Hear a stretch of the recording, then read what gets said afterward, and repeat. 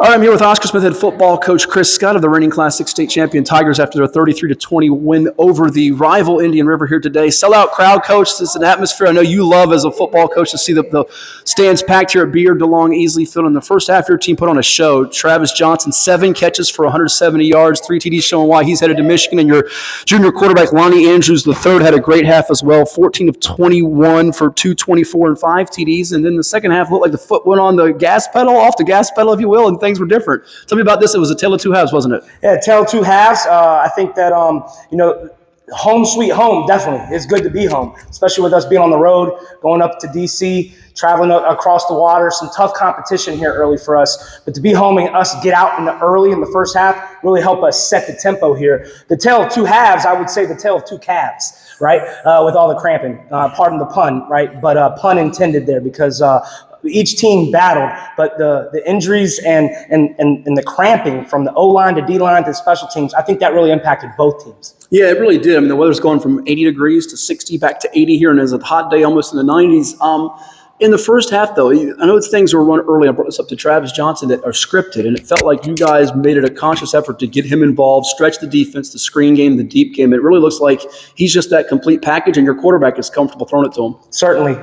They've been been quite a tandem for the last 3 years. For Lonnie stepping out there, and it's just gotten stronger and stronger. And then now the arsenal is that, you throw a couple other receivers in there that are quite talented as well. And it's a great complementary there and an advantage for us in height and stretching the field. And then, we had some good consistent runs that would allow us to pop, and then a couple dinks and dunks, and then Travis just took off and was it was a home run hit, just throwing a 5-yard flat route. And then he just takes off and takes it to the end zone.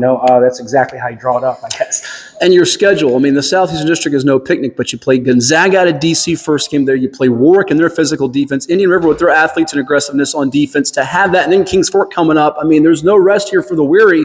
Tell me what you're learning about this team here early on. Yeah, what we're learning is we're finding more and more ball players step up. We've had some guys go out on the O-line, and we've had to cycle guys through. We've had guys on the D-line have to step up. It was good to get Lil Knox out there again. He's sophomore, but he's missed the first. We hadn't had Dory out there on the O-line, and we've had to cycle guys through. So some things have allowed other guys to step up to create some depth. So that's what I'm learning. I'm learning our guys are ready to get back to game 15, and you're finding out early on that they have some fight and resolve, and it's good to be battle tested here so that you can continue to find out who you are. But when we find out early who we are, and then we know what we have going into, not what still trying to come into our own. We're really finding our own here early on, and it's because of the competition we have. So Indian River, Warwick, some of the D-line, obviously you mentioned Gonzaga, and it's always going to be a battle with good old Coach Joe Frion and Kings Fork with what they got over there. So we're finding out our guys are hungry and ready for this year. Well, and you have an all-state quarterback in Andrews, a guy going to Michigan in Johnson, UVA committing Jaden Koval, Buffalo committing to Rod Jarvis, guy going into the ODU on the O-line, and you have some guys in your 27-28 classes stepping up, such as Dante Den, who gets a pick today. And how about Lincoln Holiday, the D-lineman, catching a touchdown pass? I tell you what, I love seeing him come in there and score a touchdown. We had a chance to see him grow up when you go and you play against Gonzaga, and the trenches looks like up in that league week in and week out. And those young guys, Zion, him, they started to find, hey, I can play. And then now they're showing not only that they can play and that they should be on the field, they're showing that they can make those big time plays. Just again, some of the cramps and stuff towards the third and fourth quarter, but really, really excited about that group. And the young guys, like you said, they're pretty talented. Well, Coach Scott and the Tigers get it done, and go get some rest. We'll see you in 6 days out in Suffolk with the Tigers and the Bulldogs. That's right. Thank you so much.